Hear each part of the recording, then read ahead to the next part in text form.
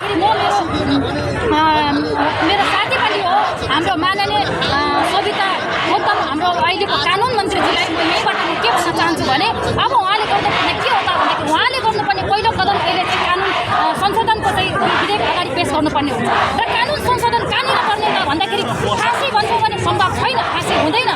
कहाँनिर संशोधन गर्न हाम्रो देशमा हाम्रो देशको कानुनमा के छ त भन्दाखेरि हामी कुनै पनि यस्ता जघन्य अपराध गर्नेहरूलाई हामीले के गर्छौँ त आजीवन सजाय दिन्छौँ, आजीवन सजाय आजीवन कैद गर्छौँ। आजीवन कैद भनेको हाम्रो कानुनमा कति छ त 20 वर्ष छ। अब 20 वर्ष कैद बन्छौँ तर 20 वर्ष पनि पुरा बस्नु पर्दैन।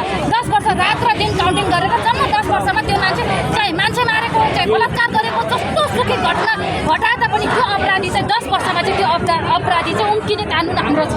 त्यसले गर्दा अब के गर्नु पर्यो त भन्दाखेरि अब 20 वर्ष होइन अब 60 वर्ष राख्नु पर्यो। 60 वर्ष राख्दाखेरि के हुन्छ त भन्दाखेरि रात दिन काउन्टिङ गर्दा पनि 30 वर्ष हुन्छ।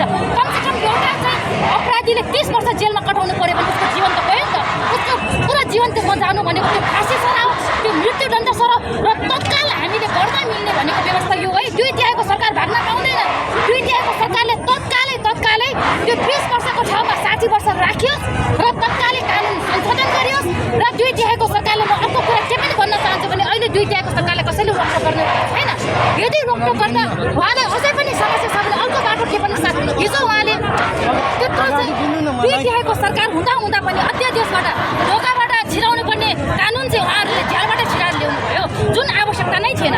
उहाँहरूसँग त्यत्रो बल 2 तिहाईको मत हुँदा पनि उहाँहरूले त्यो गर्नुभयो। त्यो कारणले गर्दा अहिले म के भन्न चाहन्छु भने अब अहिले गर्नुहोस् त्यो क्रियाकलापहरू उहाँले अहिले गर्नु पर्यो। अहिले तत्कालै उहाँले कानुन संशोधनको लागि माननीय सविता गौतम मन्त्री